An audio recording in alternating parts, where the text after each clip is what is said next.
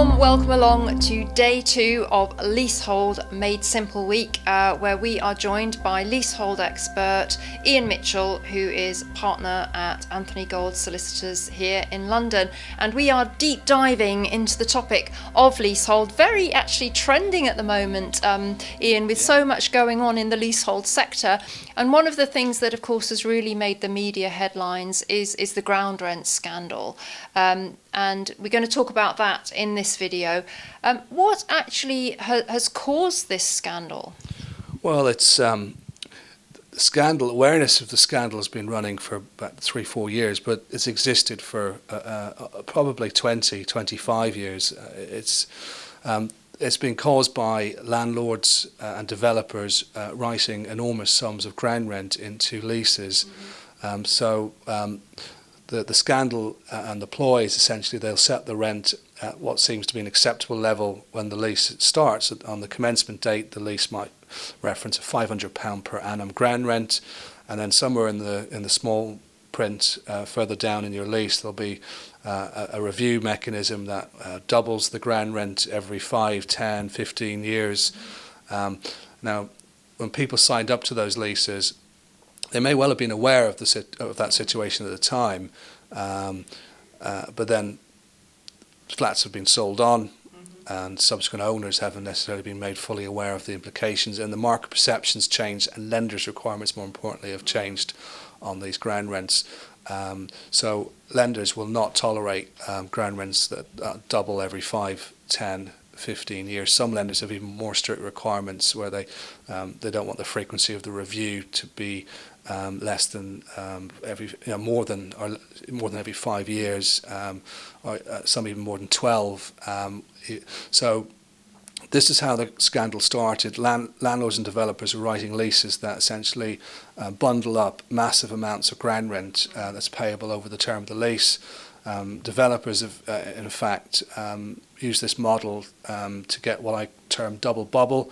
So they build the development, they build out the development, so they sell the 5, 10, 20 flats in the building for top dollar, and then at the end of that, when the last flat's sold or extracted on the lease, they sell the freehold separately, and it's valued on the capital value of all those ground rents which they've written into the leases. So people in new build developments may get a Section 5 right of first refusal notice through their letterbox after a few months after they buy their flat, with referencing some enormous figure to buy their freehold, and that figure really equates to what level of ground rent the landlord's written into the leases. In extreme cases, the leaseholders in that building would have no chance of buying it, and that freehold interest is being sold off to a third party who's going to be looking at the potential in the rental income and in the management of the building, so that's something. That's the scandal. Essentially, you're buying something and then you're not getting the whole thing. The freehold interest is carved out with significant value, and it's sold off to someone else. Also, the contractual relationship is severed, so that developer may have arrangements or continuing arrangements under its contract for sale with the flat owners to deal with snagging, deal with issues with the landscaping or the external common parts, and the minute they sell the freehold and divest themselves from having any kind of assets, they can close the company down and avoid those hard obligations that maybe they've half completed, leaving people really with an expense, an unexpected expense. Reputable developers will not. So if you buy from a reputable developer, and if they do package up the freehold and sell it on, they usually do comply with the snagging list requirements, because of the reputation attached to not doing that.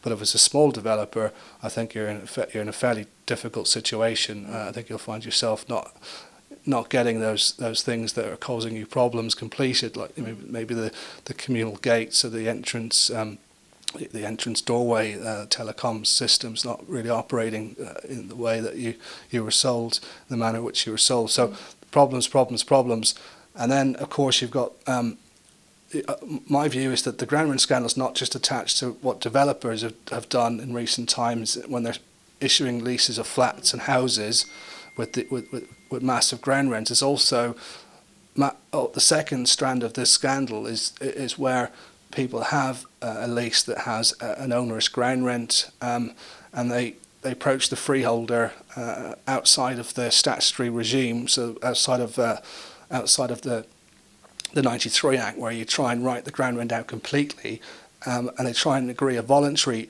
deal with the landlord to soften it up, and they swap the existing bad arrangement for potentially another bad arrangement.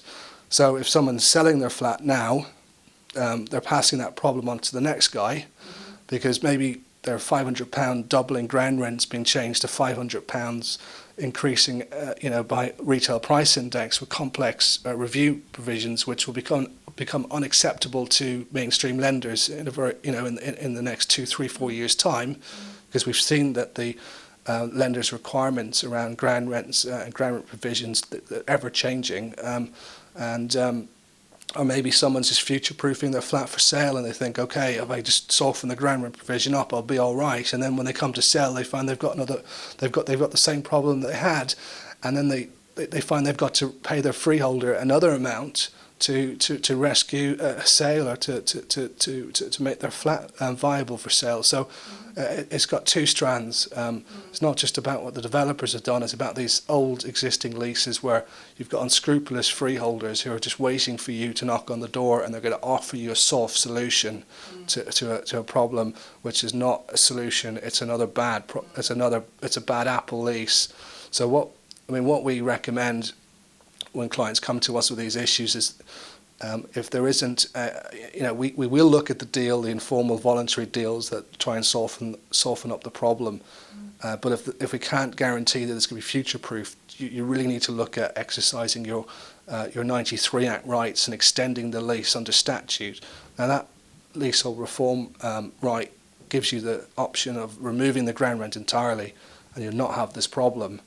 And I think at the start of our day one, we mentioned about the government intervention and the Law Commission looking at these issues. And again, yes, the government have looked closely at ground rents, whether there's a need for it, whether it can abolish ground rent, completely from leases. Is that the right thing to do? And you can only take a view on what the government might do. And I think my considered view on the direction of travel for the government is that ground rents will probably be abolished in new leases at some point, and that could well be 2-3 years from now, because of the amount of time it takes for legislation to come through. But is the government going to retrospectively tamper with arrangements leaseholders and freeholders have freely entered into, and which both parties have had full legal advice on? I just I can't see that happening. But what I can see happening is maybe the government and the proposals that the Law Commission have come out with, and in implementing those proposals, is maybe capping the amount of ground rent that goes through the calculation when they're looking at what people should pay to remove these rents. So there may be some good news in the horizon for leaseholders, who aren't selling, who don't have a lease that's approaching that kind of magic 80-year mark.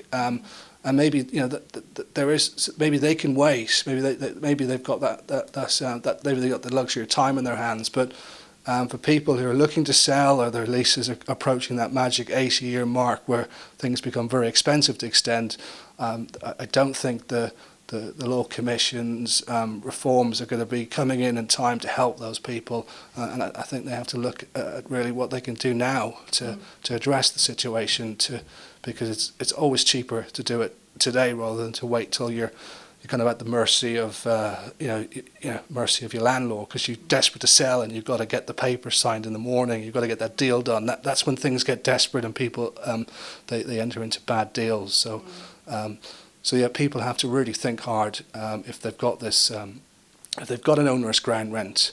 They have to think long and hard about whether they tackle it now, and that's the advice.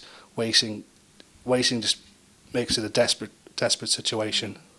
I think that's very good advice, Ian, and I think this topic does need more awareness, because property is a long-term investment, and when you're thinking about purchasing a property, and maybe it's a new build and it's got one of these onerous leases, perhaps it doesn't sound that bad, but then when you actually start to add up the numbers, these leases can go from £500, the ground rents can go from £500 a year to kind of thousands, tens of £1,000s. And you've got to think about that when you come to exit, because it could actually affect your ability to sell the property, as you've rightly pointed out. I think what's also very interesting is that it was the lenders that really flagged up this issue, and there's things to consider with lenders if you're looking to finance a leasehold property, because they don't like leases under 80 years.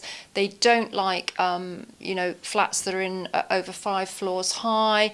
They have some issues if they there's oversaturation of flats in an area and they've lent on a lot of flats. So it's quite interesting that they're in the mix of this whole conversation.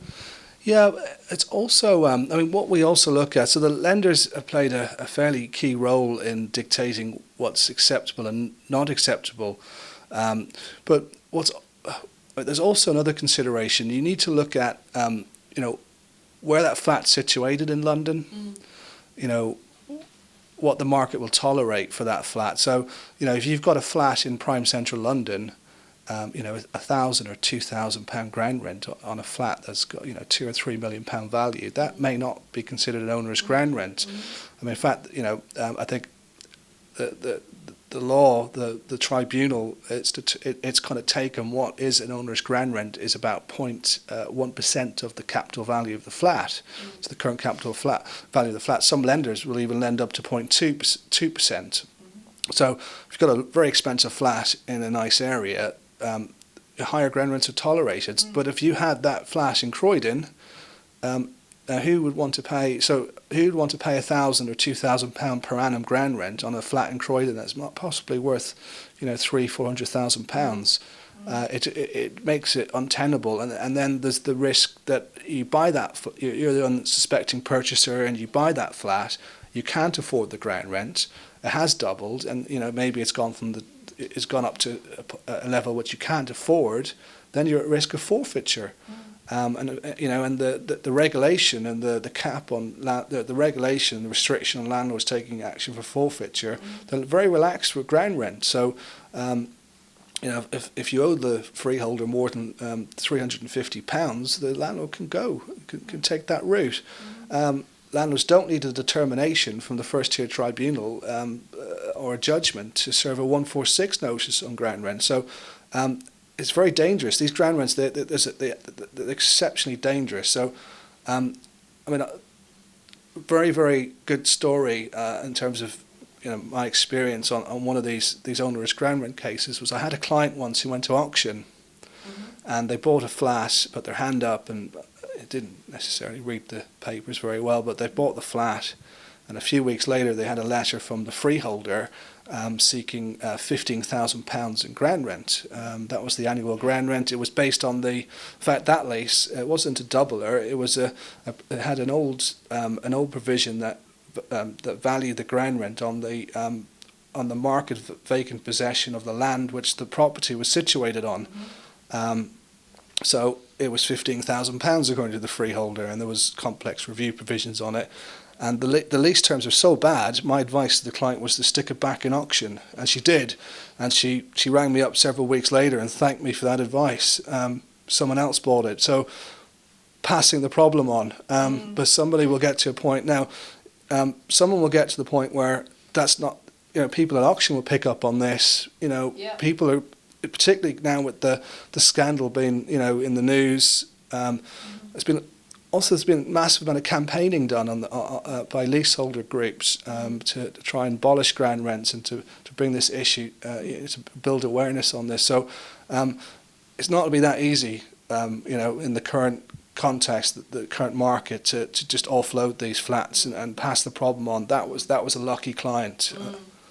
No, it's so interesting what this conversation is throwing up, because as soon as you said that property had been put into auction, I immediately thought, somebody was hoping that somebody would buy it that didn't actually understand this issue, and I think you've given us a very good tip there that buying property at auction, anagram of auction, is caution, and we'll probably see more of these kind of onerous ground rent properties turning up in auctions, hoping to pass the problem on to somebody else. But I think again the enduring theme of this week is you got to understand the provisions outlined in your lease, and you do need to seek legal advice on this issue. When any of these topics arise, you need to come to a specialist leasehold expert like Ian or one of the other members of ALEP, the Association of Leasehold Enfranchisement Practitioners, who can advise you on leasehold issues. But that is it for day 2 of our Leasehold Made Simple week.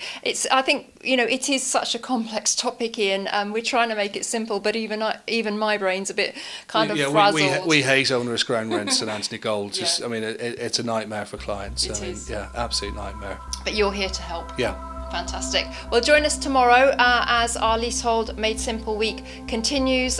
We've got a lot more to come, and we're covering everything that you need to know about leasehold, and very important if you're thinking of leasehold as an investment, because there are these issues to consider for the future. So join us tomorrow.